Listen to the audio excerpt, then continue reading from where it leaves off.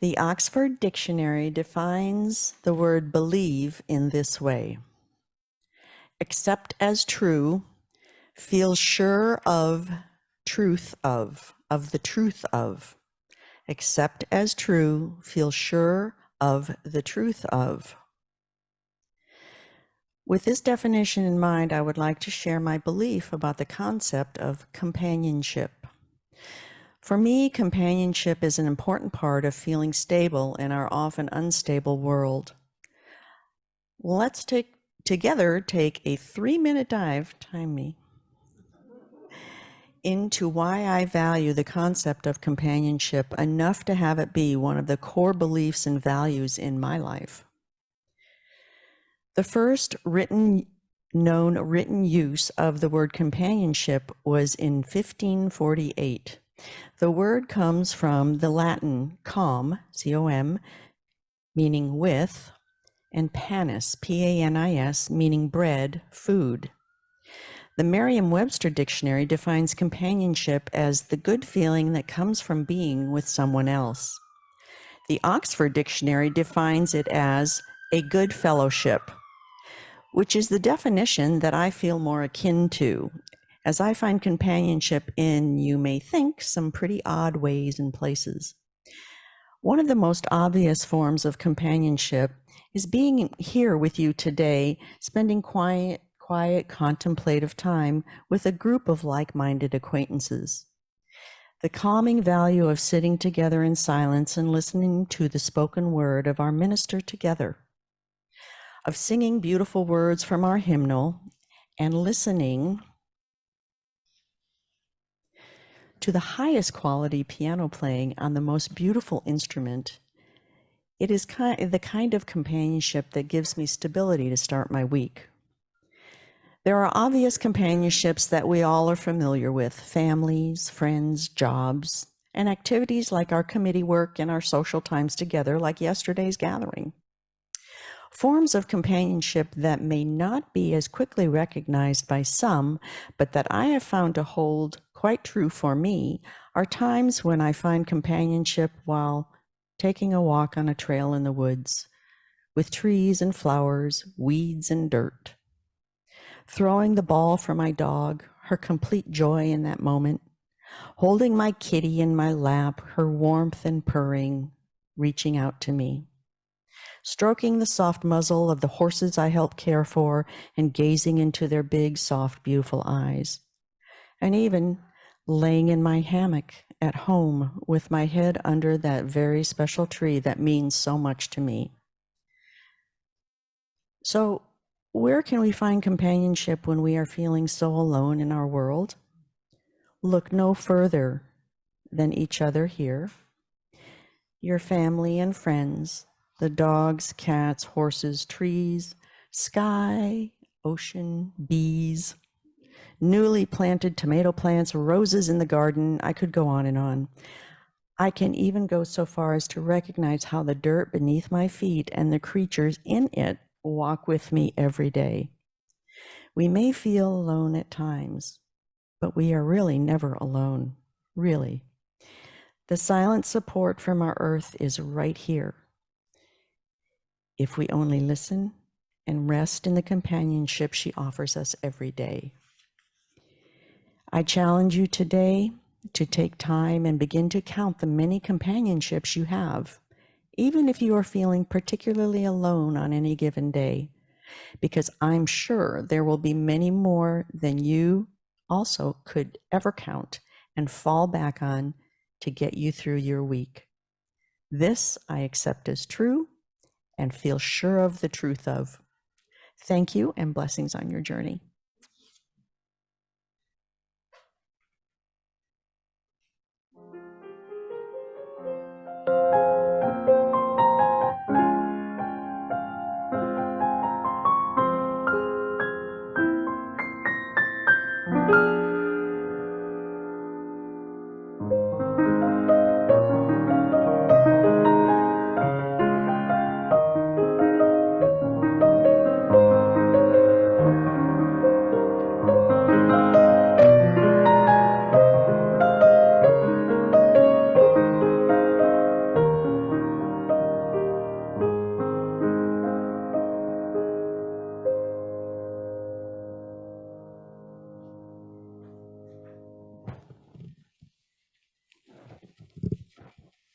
So I'm going to be sharing with you today,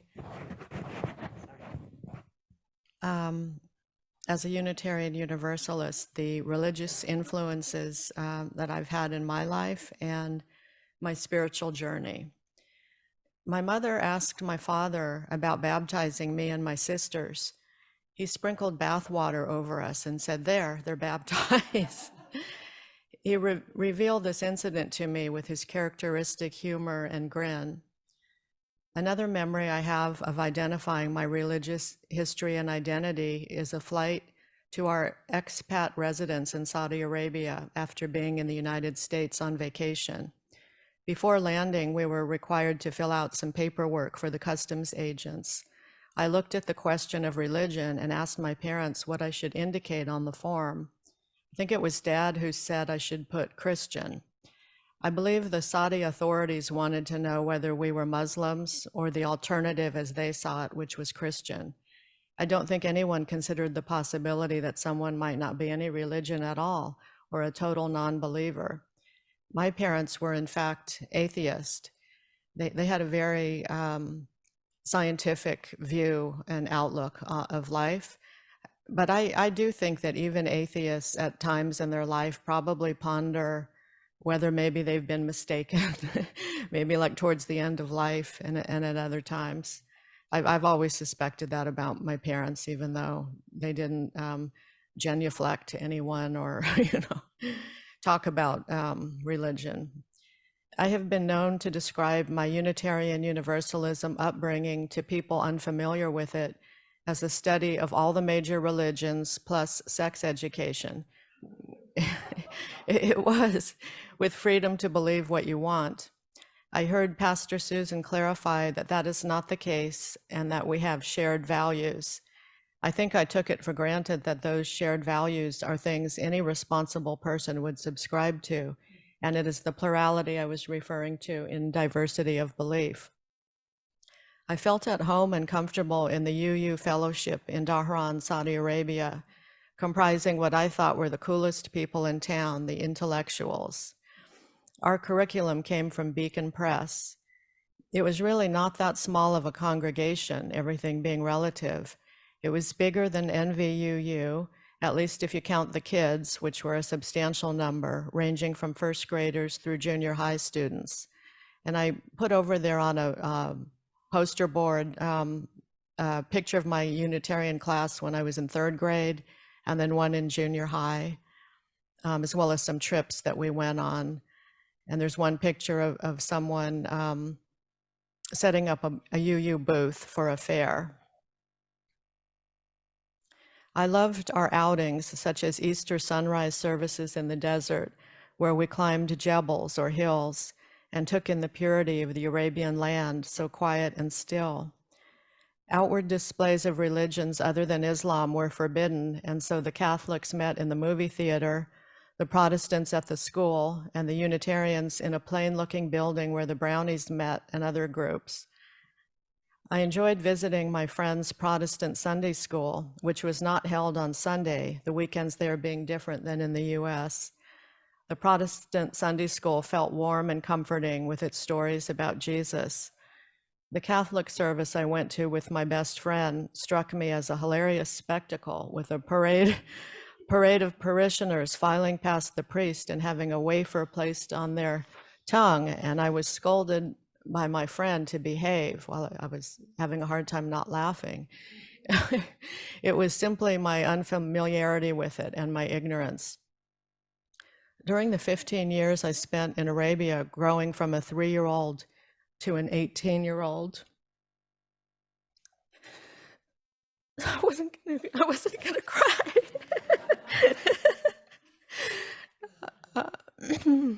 And hearing the call to prayer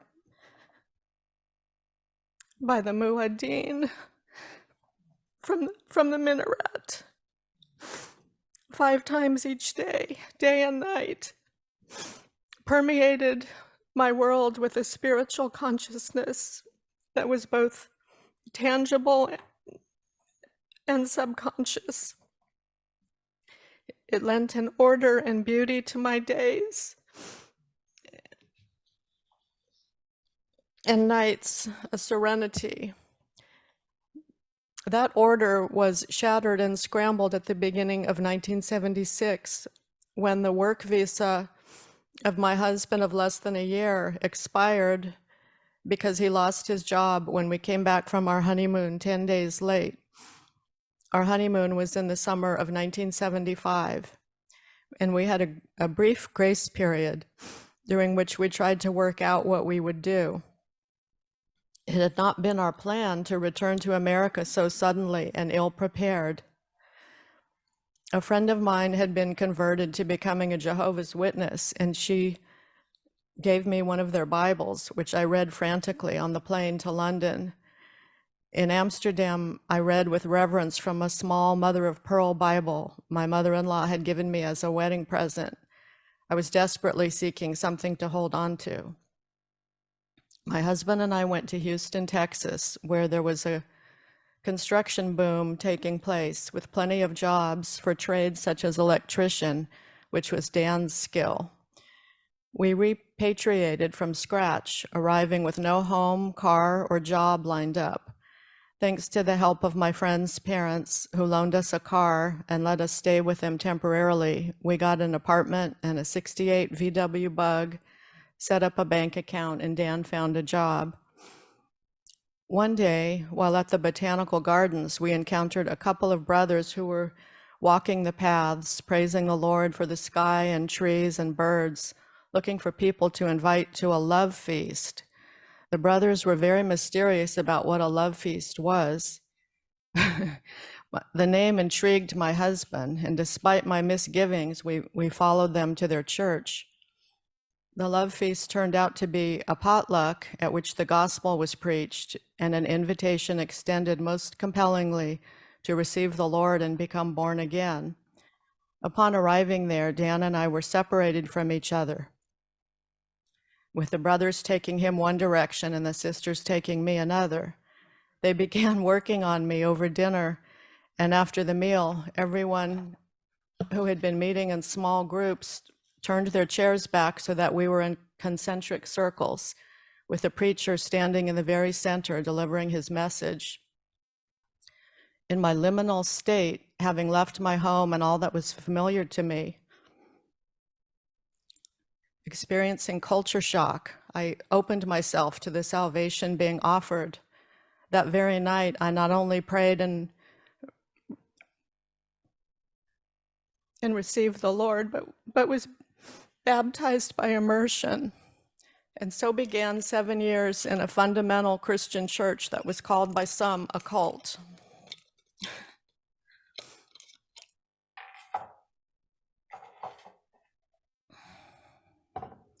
The local church was also known as the Lord's Recovery, which meant Christians were recovered back to the way they were meant to be, meeting in one church within a locality rather than many different denominations. Hence, you would have the church in Houston, the church in San Francisco, and so forth. The local church was founded in 1965 by Witness Lee, a Christian preacher from China, who joined the Christian work started by Watchman Nee. The positive aspects of the local church for me were an enveloping sense of community, practical help as a new mother when I gave birth at the age of 19 to my son, with my parents far away in Saudi Arabia, and the taming of me, which made me a more docile wife. Even my husband would likely have agreed, and he did not take to the church as I did. Among the negative things that happened was, for one, a stripping of my individual identity and culture, even to the point of looking negatively upon the Arab people and faith of my adopted homeland. To say that this caused cognitive dissonance in me would be an understatement. This view of the local church, and it really wasn't something that was spoken to me, all that directly. It was just something I picked up on. And it stemmed from the church's interpretation of the Old Testament. It considered the Jews to be God's earthly people and the Christians his heavenly people. The church's black and white beliefs as to good and evil, its separation from the world, we were to be in the world but not of the world, and the constant scrutiny of its members as to the source of our every word and action, that is, did it emanate from the transformed part of ourselves or from our old man, was exhausting. That scrutiny was exhausting, excessively introspective and stifling, enough to drive one mad. The church's belief was that man is tripartite, with a body, a soul, and a spirit. I'd never heard soul and spirit distinguished as two different things before. The soul contained the old man stemming from the fall from grace of Adam that needed to be transformed and was made up of our mind, emotion, and will. Our spirit, with a lowercase s, was seen as a container for God, the Spirit with a capital S, who entered and mingled with us when we received him by being born again. Ultimately, the greatest disconnect for me was the church's beliefs about good and evil, with most things falling into the latter category, that resulted in my inward and eventually outward move away from and out of the church. But before then, one of my sisters, that is my familial sisters, had said to me plaintively, "You see everything as black and white, but there are shades of gray too." She was referring to the indoctrination I had been immersed in and was devoutly following. There came a point when I could not continue as a young widow and single parent to follow the church's rules and be subjugated by them. I had been there for 7 years when I decided to leave.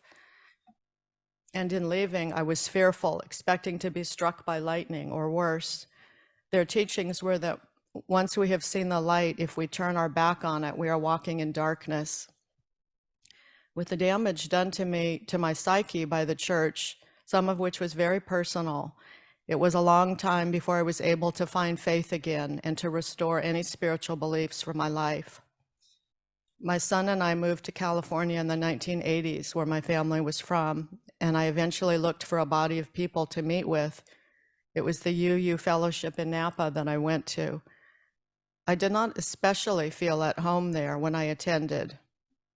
It might partly have been the difficulty of integrating who I had been and who I was now and trying to find a path. I think it was also not fully feeling that I fit in.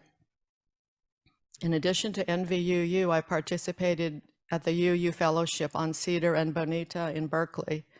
I liked the flavor of it and its social justice emphasis.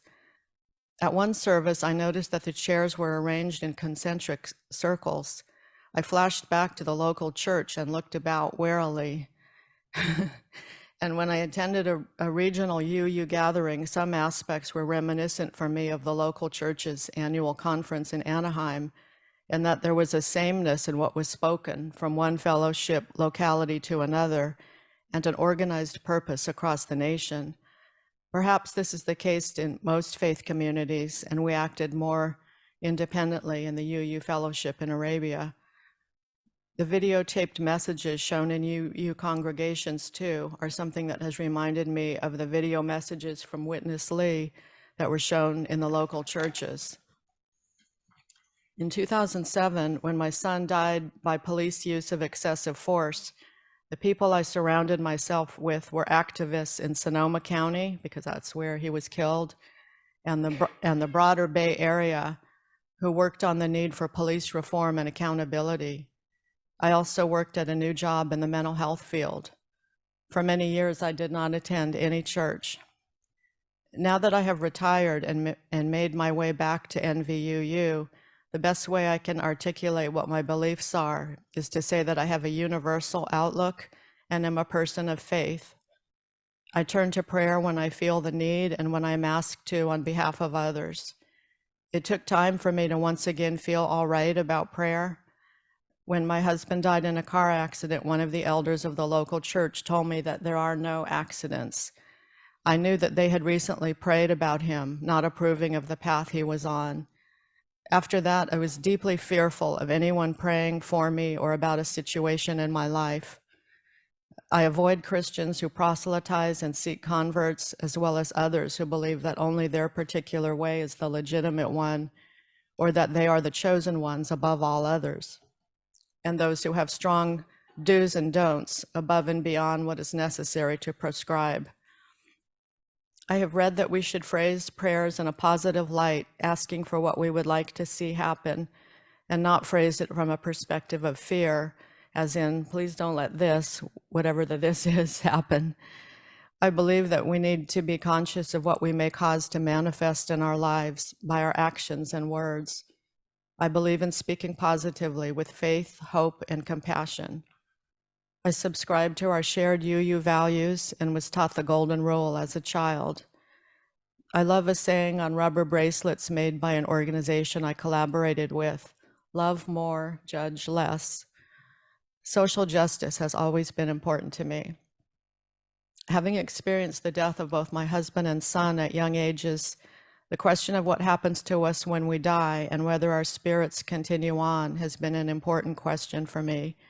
When I asked an elder in the local church what happens to a person when he dies, he said that the Lord in his wisdom does not tell us everything, but that the Bible says we will be in the bosom of Abraham. I had difficulty envisioning this.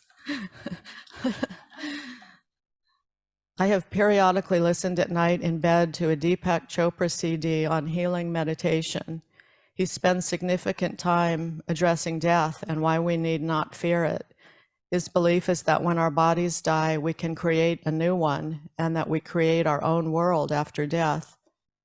Whether that is true or not, we will not know until the time comes. For now, I am focused on this world, the quality of life now, and having a continued purpose. I am a work in progress still in my senior years, as are the formation and evolution of my beliefs, the ongoing exploration. I do feel that we living beings need community, very much so, and to help one another. I look forward to hearing your beliefs as well.